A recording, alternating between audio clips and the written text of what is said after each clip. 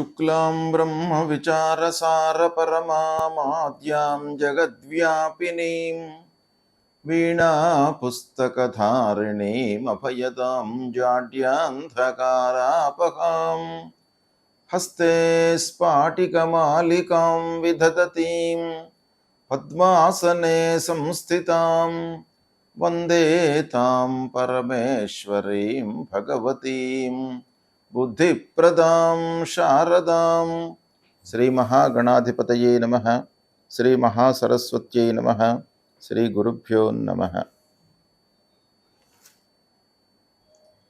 September మాసంలో గోచార ఫలితాలు ప్రత్యేకంగా మహిళలకు, స్త్రీలకు ఎలా ఉన్నాయి అనేటువంటి విషయాన్ని మనము తెలుసుకుందాం.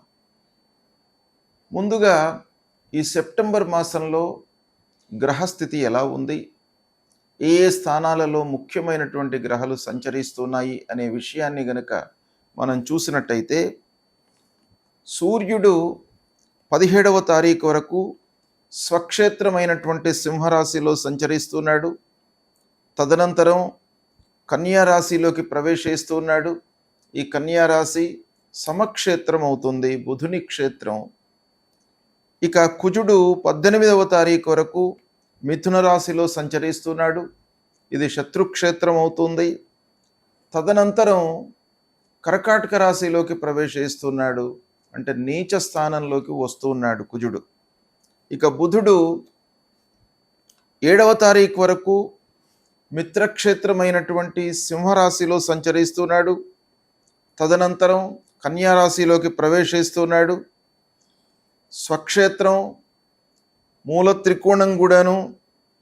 ఇక 26 నుండి మళ్ళీ తులారాశిలోకి ప్రవేశిస్తున్నాడు బుధుడు. ఇది మిత్రక్షేత్రంలో ప్రవేశము. ఇక గురు భగవానుడు కర్కాటక రాశిలో ఉచ్చస్థితిలో సంచరిస్తున్నాడు. అత్యంత శుభప్రదమైనటువంటి సంచారం ఇది. ఇక శుక్రుడు 2వ తారీఖు నుండి తులారాశిలో స్వక్షేత్రంలో సంచరిస్తున్నాడు. ఇక శనైశ్చరుడు మీనరాశిలో సంచరిస్తున్నాడు, సమక్షేత్రంలో సంచరిస్తున్నాడు. అందున వక్రించి సంచారం చేస్తున్నాడు మీనరాశి లోపల. రాహువు కుంభరాశిలో, ఇక కేతువు సింహరాశిలో సంచరిస్తున్నాడు. ఈ విధంగా ఈ ముఖ్యమైనటువంటి 8 గ్రహాలు ఈ రాశులలో సంచరిస్తున్నాయి. అయితే ఈ సెప్టెంబర్ మాసంలో ఈ సంచారం యొక్క విశేషాన్ని గనక మనం చూసినట్టయితే, గురు భగవానుడు ఉచ్చస్థానంలో సంచరిస్తున్నాడు, శుక్రుడు స్వక్షేత్రంలో సంచరిస్తున్నాడు, బుధుడు స్వక్షేత్రము ఉచ్చస్థానంలో సంచరిస్తున్నాడు, కుజుడు మట్టుకు నీచ స్థానంలో సంచరిస్తున్నాడు. ఈ విధంగా గ్రహముల యొక్క సంచారంలో విశేషత ఉంది ఈ సెప్టెంబర్ మాసంలో.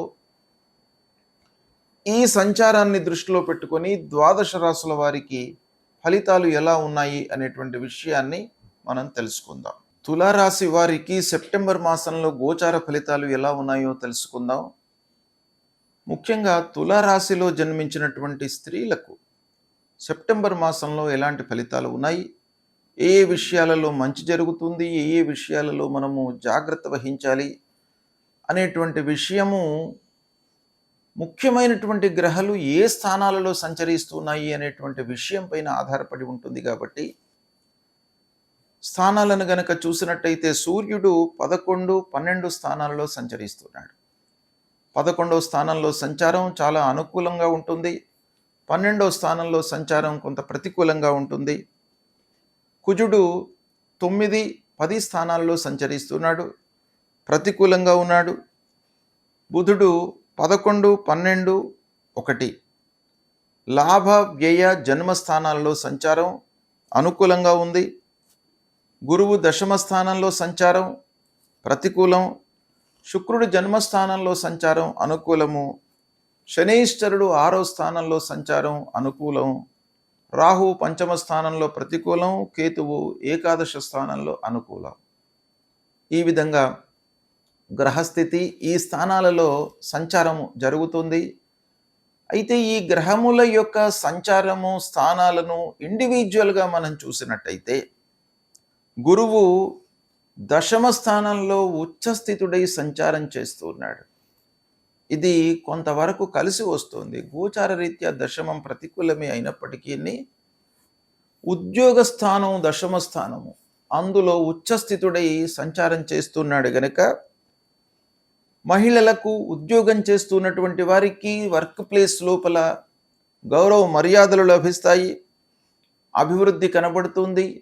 మీరు చేసేటువంటి పనిని యాజమాన్యము, అధికారులు, తోటి ఉద్యోగస్తులు అందరూ కూడాను గుర్తించేటువంటి సూచనలు బాగా ఉన్నాయి.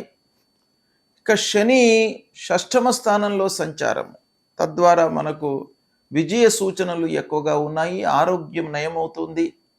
అందరిపైన కూడాను మీరు పై చేయిని సాధిస్తారు. ఇది చాలా మీకు సంతోషకరమైనటువంటి విషయం. రాహువు మట్టుకు పంచమ స్థానంలో సంచారం చేస్తున్నాడు గనక పిల్లల విషయంలో కొంత జాగ్రత్తలు తీసుకోండి. సంతానం కొరకై ప్లానింగ్లో ఉన్నటువంటి వాళ్ళు కూడాను కొంత జాగ్రత్తతో స్టెప్స్ తీసుకోండి. ఇకపోతే ఆందోళన పడకుండా, భయభ్రాంతులు లేకుండా మంచి నిర్ణయాలను తీసుకోండి పిల్లల విషయంలో. ఇక కేతువు ఏకాదశంలో ఉన్నాడు, చాలా అనుకూలమైనటువంటి స్థితిలో ఉన్నాడు, లాభదాయకంగా ఉన్నాడు. ఇకపోతే సూర్యుడు కూడాను ఏకాదశ స్థానంలో ప్రారంభంలో 17వ తారీఖు వరకు అనుకూలంగా ఉన్నాడు. ద్వాదశ స్థానంలోకి రావడం మూలకంగా కొంత ఖర్చులు పెరుగుతాయి. బుధుడు మట్టుకు అనుకూల స్థితిలో ఉన్నాడు, విదేశీ ప్రయాణాలకు చాలా అనుకూలం. వ్యాపారస్తులకు కూడాను రావాల్సినటువంటి డబ్బు వస్తుంది, చేతిలో ఉన్నటువంటి వ్యాపారం బాగా కొనసాగుతుంది. శుక్రుడు ముఖ్యంగా జన్మస్థానంలో స్వక్షేత్రంలో సంచరిస్తున్నాడు. ఇది చాలా అనుకూలమైనటువంటి సంచారం. తద్వారా మీకు నలుగురి లోపల ఆకర్షణ పెరుగుతుంది, గౌరవ మర్యాదలు లభిస్తాయి, ఆరోగ్యము స్థిరంగా ఉంటుంది, పూర్వంతో పోల్చినట్టయితే మెరుగవుతుంది. కుజుడు భాగ్యస్థానంలో సంచారం మూలకంగా మీరు కేవలము అదృష్టం పైననే ఆధారపడకుండా మీ స్కిల్స్ను కూడాను మీరు ఉపయోగించి పనులు చేయండి. మిమ్మల్ని గుర్తిస్తారు, అదృష్టం అప్పుడు కలిసి వస్తుంది. ఇకపోతే కుజుడు మళ్ళీ దశమ స్థానంలోకి వస్తున్నాడు గనక కొంత వర్క్ ప్రెషర్ పెరిగే అవకాశాలు ఉన్నాయి మహిళలకు. ఇంటి లోపల బాధ్యతలు కానివ్వండి, ఉద్యోగం లోపల అదనపు బాధ్యతలు మీకు అప్పజెప్పడం మూలకంగా కొంత ప్రెషర్కు గురయ్యే అవకాశాలు ఉన్నాయి. ఈ విధంగా ఇండివిజువల్ ఫలితాలు ఉన్నాయి. ఇక సమిష్టిగా మనం చూసినట్టయితే ఉద్యోగం చేస్తున్నటువంటి మహిళలకు ప్రమోషన్ లభించే అవకాశం కనబడుతుంది. వ్యాపారం చేస్తున్నటువంటి మహిళలకు కొత్త ఒప్పందాలు, కొత్త పనులు చేయడము, ఆర్థిక లావాదేవీలు అనుకూలిస్తాయి. వివాహ ప్రయత్నంలో ఉన్నటువంటి వాళ్లకు అనుకూలిస్తుంది. భర్తతో అన్యోన్యంగా ఉంటారు ఈ మాసం లోపల. అంటే దాంపత్యంలో మీకు ఒక సంతృప్తి అనేటువంటిది ఈ మాసంలో కనబడుతుంది.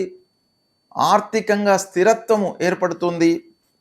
కోర్టు వ్యవహారాలలో పూర్వము నుండి పెండింగ్లో ఉన్నటువంటి కేసులకు పరిష్కారం లభిస్తుంది. అనుకూలమైనటువంటి తీర్పులను ఈ మాసంలో పొందుతారు. పెద్దల యొక్క సహాయము, సూచనలను మీరు తూచా తప్పకుండా పాటించడం మూలకంగా విజయ సూచనలు బాగా కనబడుతున్నాయి. ఆరోగ్యము ఓవరాల్గా స్థిరంగా ఉంటుంది. ఆధ్యాత్మిక కార్యక్రమాలలో పాల్గొంటారు. భక్తి భావనలు బాగా పెరుగుతాయి. కుటుంబంలో శుభకార్యాలు చేసేటువంటి సూచనలు బాగా కనబడుతున్నాయి. ఈ విధంగా తులారాశిలో జన్మించినటువంటి మహిళలకు సెప్టెంబర్ మాసంలో ఓవరాల్గా శుభప్రదమైనటువంటి ఫలితాలు ఎక్కువగా కనబడుతున్నాయి. దీన్ని సద్వినియోగపరచుకోండి. గ్రహస్థితి ప్రతికూలంగా ఉన్నప్పుడు మనము గ్రహాలకు సంబంధించినటువంటి పరిహారాలు చేసుకోవడము, అధిష్టాన దేవతలకు సంబంధించినటువంటి స్తోత్రాలను పారాయణం చేయడము, మూలమంత్రాలను జపించడము, సద్గురువులను సందర్శించుకోవడము, ఇవి చేసినట్టయితే తప్పకుండా మనకు ఆ గ్రహాల మూలకంగా ఉద్భవించేటువంటి దుష్ప్రభావము తగ్గుతుంది. అందులో భాగంగా ప్రధానమైనటువంటి గ్రహము గురుగ్రహము. గురువు ప్రతికూలంగా ఉన్నప్పుడు తప్పకుండా మనం పరిహారం చేసుకోవాలి.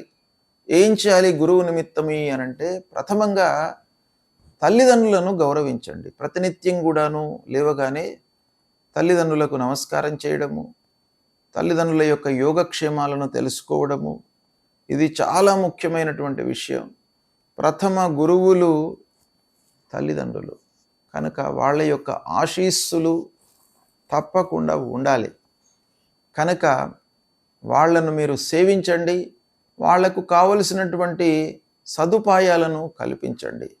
ఒకవేళ వృద్ధాప్యంలో ఉన్నట్టయితే తప్పకుండా వాళ్ళ యొక్క యోగక్షేమాలను తెలుసుకోండి. వారి యొక్క ఆశీస్సులు మీకు అనుగ్రహము లభిస్తుంది, గురువు మీకు అనుకూలిస్తాడు. ఇక మూలమంత్రం దేవానాంచ ఋషీణాంచ గురుం కాంచన సన్నిభం వందనీయం త్రిలోకానాం తం నమామి బృహస్పతిం అనేటువంటి మూలమంత్రాన్ని ప్రతినిత్యం చదువుకోండి. దత్తాత్రేయ స్వామి దేవాలయానికి వెళ్ళి దర్శించండి. దక్షిణామూర్తి స్తోత్ర పారాయణాన్ని చేయండి. గురువు యొక్క అనుగ్రహం మీకు లభిస్తుంది. ఇక రెండవ ప్రధానమైనటువంటి గ్రహము శనైశ్చరుడు. ఈ శనైశ్చరుడు ప్రతికూలంగా ఉన్నప్పుడు మీరు తప్పకుండా శనికి సంబంధించినటువంటి మూలమంత్రం నీలాంజన సమాభాసం రవిపుత్రం యమాగ్రజం ఛాయా మార్తాండ సంభూతం తం నమామి శనైశ్చరం అనేటువంటి ఈ మూలమంత్రాన్ని ప్రతినిత్యం కూడాను చదువుకోండి.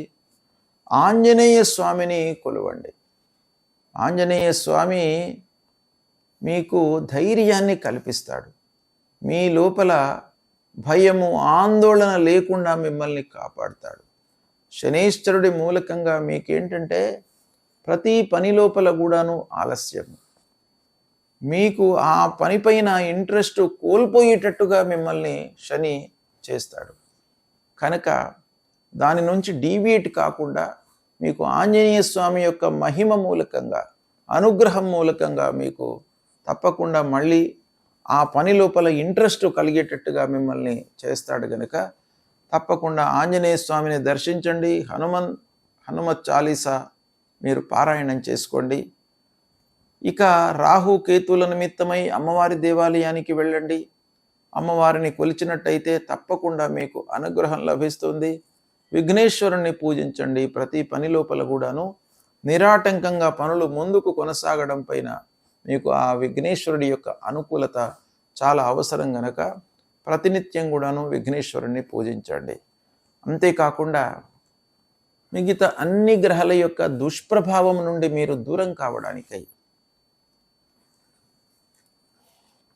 రుద్రుణ్ణి పూజించండి. అంటే పంచముఖ మహామృత్యుంజయుణ్ణి మీరు పూజించినట్టయితే చాలా సత్ఫలితాలు కలుగుతాయి మీకు.